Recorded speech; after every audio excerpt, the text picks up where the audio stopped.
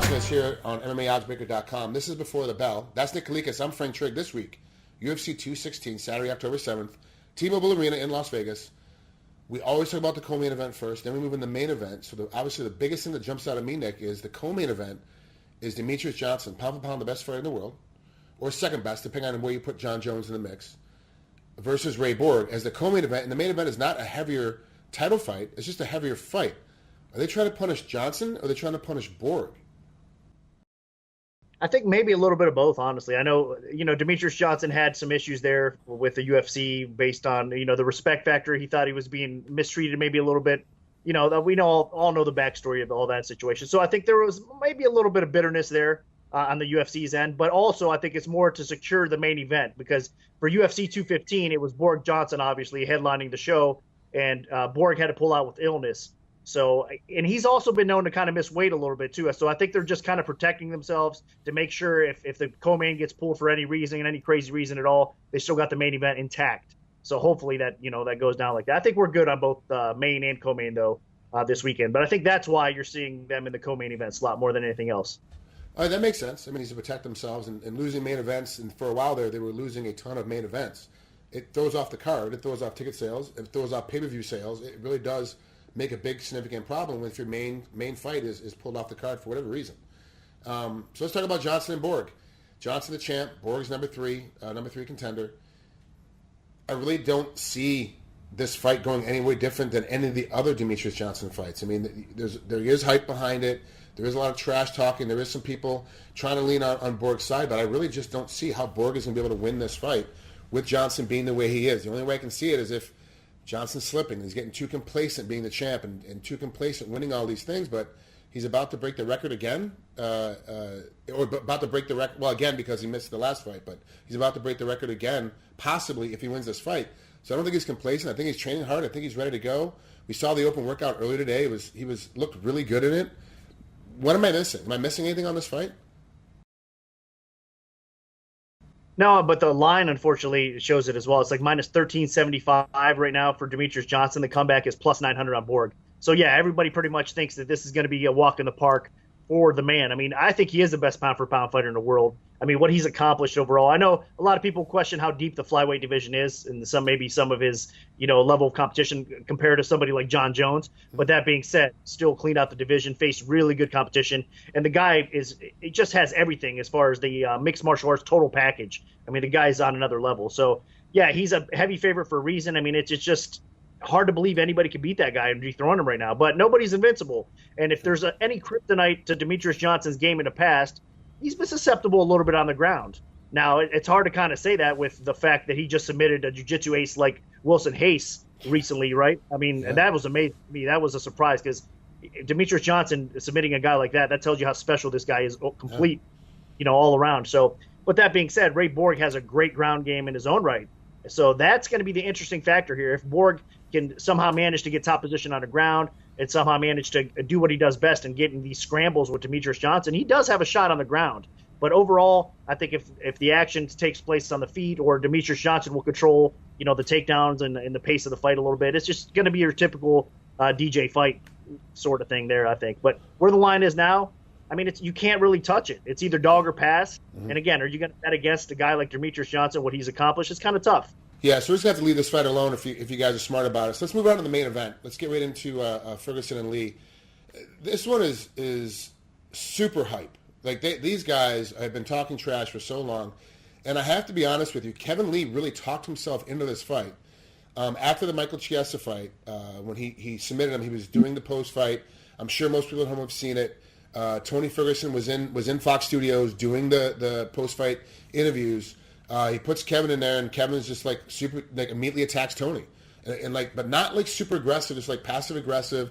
Why is this chump talking to me? I don't know why he's talking to me right now. Like, give me a real journalist. Let a real journalist ask me questions.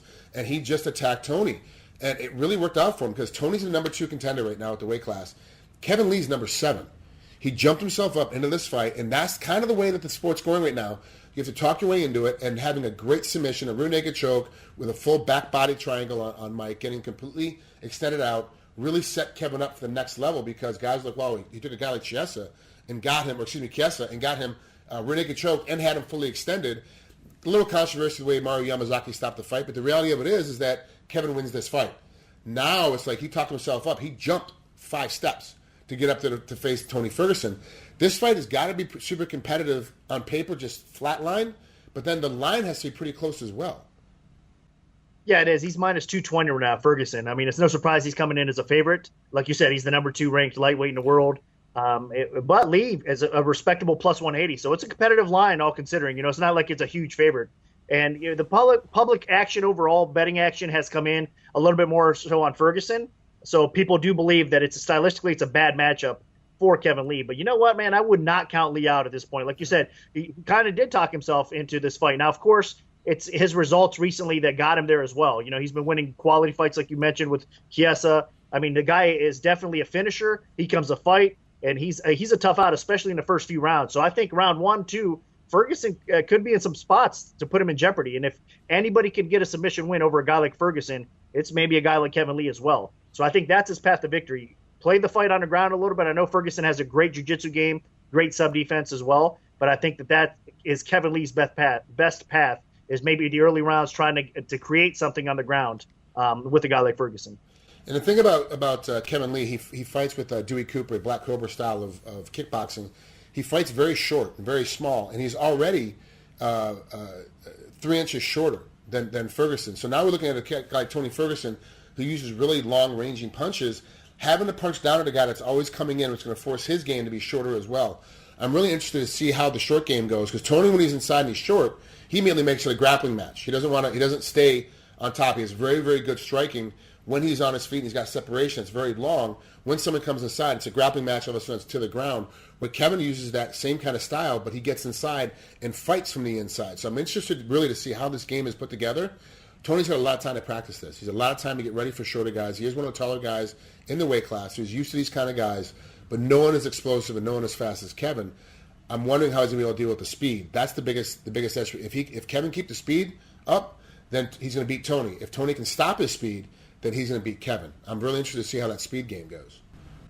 I'm curious to see how the cardio goes as well, because as the fight progresses, a lot of times we see Kevin Lee kind of slowing down. So that's what I mean. I think that's why the first couple rounds, maybe in round 3, he has to get the job done, because as it goes, I think Ferguson will pull away and maybe possibly finish him. So we'll see. I mean, maybe I'm wrong with that. Maybe Kevin Lee's cardio is going to be just fine and he can go 5 rounds. But from the past, from the situations that we've seen, it seems like he does fade a little bit more so. And Ferguson has an endless gas tank. He's the type of guy that he can go 5 rounds and still probably go another 5 after the fight.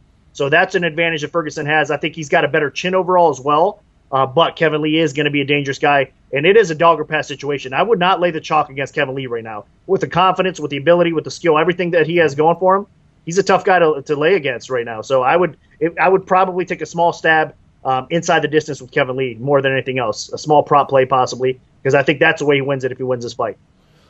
So to rehash real quick, we're talking about Johnson and Borg is just leave the whole thing alone. It's just the line is just too extraordinary, and you can't step on Johnson at all, especially at this line number. It makes no sense. And then with the main event with Ferguson versus Lee, you've got to bet on Lee. And as Nick just said, I believe, and I'm fully in favor of what you just said, is take a stab at Kevin Lee inside the distance. I really think that's the best bet for your bang on this main event. If somebody out there believes that Tony Ferguson's going to win, what kind of stab should they take at him? At Tony Ferguson, if they believe, I don't know. Like I said, I think a lot of people are betting him, so this is not going to be a popular opinion. People are going to probably watch a video and say, "Oh, he's crazy. It's a bad matchup for Kevin Lee." So, I mean, you could just bet him straight, honestly, or you could bet Ferguson inside. I would probably try to take the discounted price of Ferguson inside, because I think in rounds, like I said, if Ferguson wins this fight, he could win on the cards, but I think he beats Lee before that, maybe round 4, maybe round 5. I mean, hey, Ferguson can end it in the first 2. He's got that kind of skill. That's why he's one of the best lightweights in the world. So I wouldn't exactly count him out. It's tough. But I'm just saying, as far as the chalk price goes, I think the smarter play, honestly, is a dog situation here in this spot. And people are underestimating Lee a little bit. And I think he's a very dangerous lightweight. And winning this fight is going to go, obviously, a long way for him and probably get him a shot, possibly, at the man Conor McGregor himself. I mean, he's been running his mouth towards Conor. I know that's kind of a dream fight for a lot of these fighters out there these days. But if Kevin Lee puts up a great performance and just looks amazing, I mean, you never know what comes down the line for him. That's Nick Kalikas. I'm Trigg. That's it this week for Before the Bell. Thank you so much for tuning in. We'll see you again next week.